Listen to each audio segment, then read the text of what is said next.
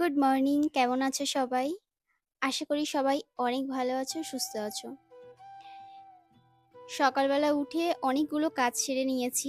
আর তারপরে এদিকে ভ্লগটা একটু দেরি করে স্টার্ট করলাম, ভাত বসাবো। আর আগে তো দেখতে ড্রাম থেকে একদম ডাইরেক্ট চাল নিতাম। এখন নিচ্ছি ব্যাগটা থেকে, কারণ ওই যে আগের দিন বললাম অনলাইন থেকে চালটা আনা হচ্ছে। উজ্জ্বলই অর্ডার করেছিল, একটু অফারে পেয়েছিলাম। পুজোর সময় তো বিভিন্ন জায়গায় অফার দেয়, তো বেশ ভালো লেগেছে, খারাপ না। তো ও বলল যে তাহলে এবার থেকে এই চালটাই খাই, লোকাল যে চাল কিনি তার থেকে একটু কম দাম। তো আমি বললাম তাহলে এইটাই খাই, বেকার আর পয়সা দিয়ে অত দাম দিয়ে কেনার দরকার নেই। তো এটাই খেয়ে নিই। আর আজকে একটু অন্য কিছু রান্না করব, ওই জন্য আলু কেটে নিচ্ছি। ঘরে না মাছ, সবজি, তারপরে কি মানে সবই বাড়ন্ত। আর তারপরে দেখলাম ডাল আছে কিনা, আর দেখলাম যে ডালটাও বাড়ন্ত। এখন প্রায় ১২টা, সাড়ে ১২টা, ১টা বেজে গেছে। তো এখন যদি আমি ডাল আনতে যাই, দোকান খোলা পাবো না, মানে দোকান তো বন্ধই হয়ে গেছে এত বেলা অবধি। কি করব বুঝে উঠতে না পেরে দেখলাম যে হ্যাঁ, ডিম আছে ঘরে, তাহলে ডিম দিয়ে একটা কিছু আপাতত যাতে চলে যায় সেরকম একটা কিছু বানিয়ে নিই। যখন ঘরে কিছুই থাকে না তখন এইভাবেই আমাদেরকে জোগাড় করতে হয়, তাই না? কিছু করার নেই। তো ডিম দিয়েই বেশ সুন্দর একটা রেসিপি বানাবো, কারণ আমরা তো ডিম সবসময় মানে গোটা গোটা কারি খাই। এরকম একটু পোচ টাইপের করে করলে না বেশ ভালো লাগে। আগে এইভাবে খেতাম না, জানতামও না যে এইভাবে মানে খাওয়া যায়। আর বিয়ের আগে না, যখন স্কুলে পড়তাম রবিবারটা ছুটি থাকতো, তো আমি একটা নিউজ পেপারে দেখেছিলাম এরকম একটা ডিম পোচকারি। ঠিক আছে, ওটার নাম ছিল জ্যান্ত ডিমের ডালনা। মানে জ্যান্ত ডিম কেন বলা হয়েছে, ওটা যদিও এরকম ভাবে ভেজে করেনি, একটা পেপারে পড়েছিলাম ডিমটা মানে সমস্ত আলু টালু কেটে পুরো একদম মশলা দিয়ে আলুটাকে কষিয়ে জল দিয়ে দিতে হবে।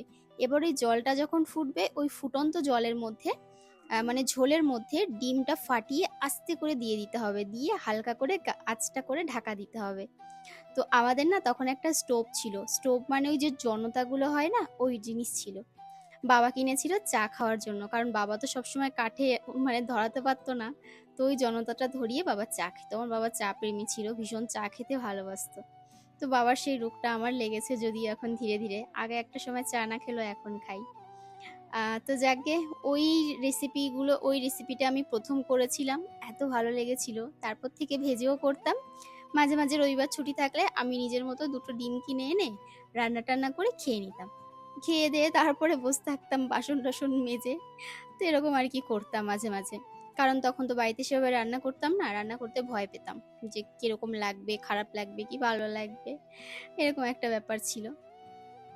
এখন তো মোটামুটি অনেক রান্নাই পারি, মানে 90% রান্নাই পারি, হয়তো 10% এখনো শেখা হয়নি, বা শিখলেও হয়তো রান্না করা হয়নি। তো দেখো এদিকে পোচগুলো দিয়ে দিয়েছি, এপাশ ওপাশ করে একটু ভালো করে ভেজে নিয়েছিলাম।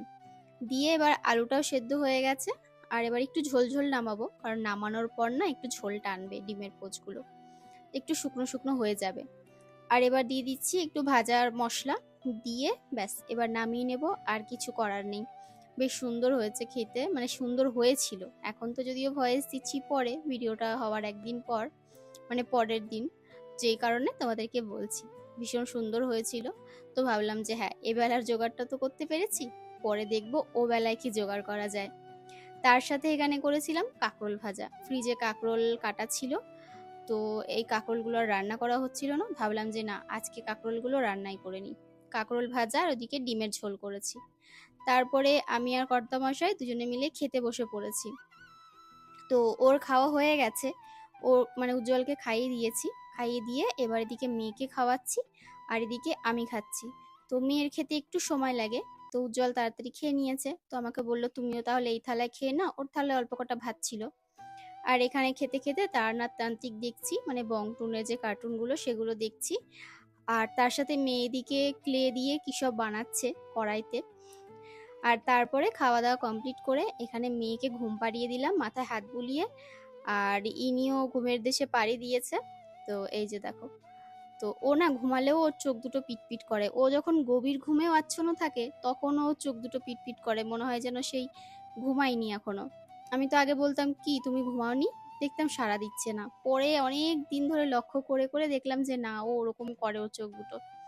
আর তার মধ্যে এসেছিল ফিল্টার ঠিক করতে, তো ফিল্টারের এই যে ফিল্টারটা চেঞ্জ করে দিয়ে গেছে, আর তো চেঞ্জ করে দিয়ে উনি চলে গেছে। আর আমি এদিকে এসেছিলাম নিচে জামা কাপড় কাচতে দিয়েছি সেগুলো নেব বলে। তো জামা কাপড়গুলো তুলে এখন মেলবো না, বিকেলে সন্ধ্যার দিকে ঘরদোর ঝাড় দেবো যখন আর একবার, তখন জামা কাপড়গুলো একেবারে মেলে দেবো। আর বাকি যে জামা কাপড়গুলো আছে সেগুলোকেও ভাঁজ করে তখন রাখবো। মিশো থেকে দুটো জুয়েলারি নিয়েছি, একটা তো কালকে খুলে দেখেছিলাম, আর একটা এখনো খুলে দেখা হয়নি। তো ভেবেছিলাম একটা রিলস করবো, এটা রিলসটা আর করা হলো না, পরে করব। ইচ্ছা আছে কোনো লুক তোমাদের সাথে শেয়ার করার, দেখা যাক এবার কতদূর কি সময়ের মধ্যে করতে পারি। কিন্তু এই বক্সটা তো দিয়েছে, খুব ভালো কথা। কালকে দেখলাম এই বক্সটা এখানে ফাটা দিয়েছে, ঠিক আছে, আমি জানি না এরকম ফাটা ফেটে গেছে নাকি ফাটাই দিয়েছে বলতে পারবো না। হ্যাঁ, কিন্তু জিনিসটা ঠিকঠাক এসছে এটা বলতে পারি। ওই 150 থেকে তোমার 200-250 টাকার মধ্যে এই জুয়েলারিগুলোর দাম পড়বে এরকম। কেউ যদি লিঙ্ক চাও আমাকে কমেন্ট করো, বা একটু ইনস্টাগ্রামে আমার সাথে কমেন্টে যোগাযোগ করো, ওখানে লিঙ্ক দিয়ে দেবো। চলো, দুটোই হচ্ছে একটু তোমার ওই গোল্ড পলিশ যেগুলো হয় না, গোল্ড পলিশ মানে ওই সিটি গোল্ডের। এই দেখো, এটা যাবে তোমার এরকম, মানে শাড়ির সাথে পরলে বেশ মোটামুটি ভালোই লাগবে। দুটো নিয়েছিলাম পছন্দ করে, বেশ দেখলাম যে হ্যাঁ প্রাইসটাও ঠিকঠাকই রয়েছে, তো নেওয়াই যায়। লোকাল থেকে বা অন্যান্য দেখলাম সেলারের কাছে এগুলোর দাম আবার একটু বেশি, মিশোতে একটু কমই লাগছিল, তো ওই জন্যই নিলাম। এই হচ্ছে তোমার ওই চোকার চিক টাইপের যেটা, ওইটা। আর এই হচ্ছে কানেরটা বেশ সুন্দর, দেখো, সোনা জুয়েলারি, বুঝেছো, সোনা তো আর কিনতে পারবো না, দুধের সাথে ঢোলে মেটানো। আর এটা এখনো আনবক্সিং করিনি, এটার মধ্যেও একটা ওরকম রয়েছে, দেখা যাক কি আছে। দাঁড়াও, এটা আবার প্যাকিং করা আছে ভালো করে।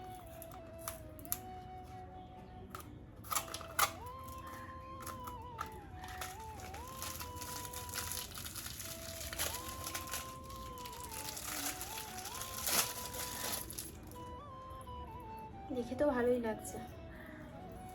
বাহ, কানের দুটো কি সুন্দর, দেখো কি কিউট। তোমাদের ব্যাক ক্যামেরায় দেখিয়ে দিচ্ছি। এই হচ্ছে কানেরগুলো, সাজুগুজু করে পরলে ভালো লাগবে দেখতে। দেখো, এই হচ্ছে কানেরগুলো, খুব সুন্দর ডিজাইনটা। আর মালাটাও খুব সুন্দর, লকেটটাও ঠিক এরকম। এই দেখো,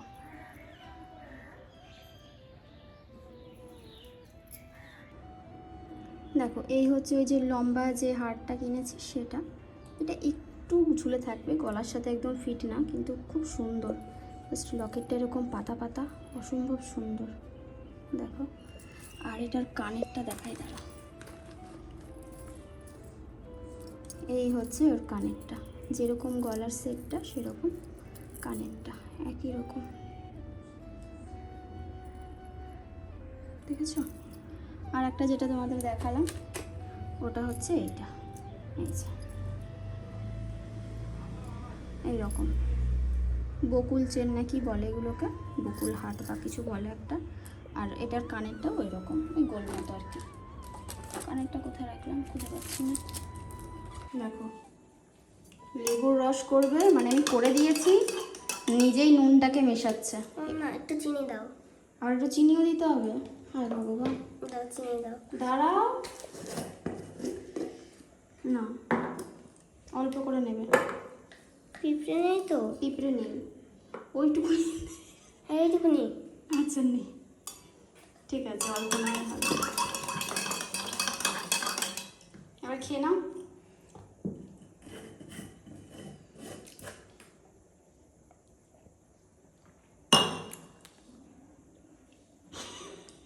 ভালো লাগছে, নিজে করলে সেটা তো ভালোই লাগবে সবসময়। আবার ঠকঠক করে খেয়ে নাও। গুড ইভিনিং সবাইকে। সন্ধ্যাবেলা এখন বাজে প্রায় 6:30-7টা মতো বাজে। দুপুরবেলা অল্প কটা ভাত খেয়েছি। আর ছুটি ছাটার দিনে শনি রবিবার এই দুটো দিন তো আমাদের মোটামুটি ছুটি থাকে, তো এই দুটো দিন আসলে একটু খিদাটা বেশি পাই। আমি বলছিলাম কি খাবো সন্ধ্যাবেলায়, তো বললো তাহলে এক কাজ করো, দেখো কি আছে তাই বানাও। তো দেখলাম এসে ঘরে পাস্তা আছে, চাউমিন আছে। পাস্তাও খেতে অতটা পছন্দ করে না, তো সবার পছন্দের চাউমিন বসিয়েছি, চাউমিন বানাবো। কোয়েল পড়তে গেছে, কোয়েল কটার সময় আসবে জানি না, বলতে পারবো না, তো রেখে দেবো বাটিতে করে, এসে খেয়ে নেবে।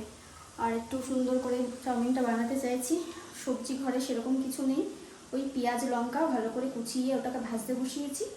চাউমিন সেদ্ধ করে নিয়েছি, ডিম ভাজা করে নিয়েছি, একটু বেশ সস টস দিয়ে একটু স্পাইসি করে বানাবো, ইচ্ছা আছে। চাউমিন রান্না হয়ে গেছে, এখানে যে ওদের দুজনের জন্য নিয়ে নিলাম, মেয়ে নিচে রয়েছে, ওদেরটা দিয়ে আসি গিয়ে, তারপরে আমরা খাবো।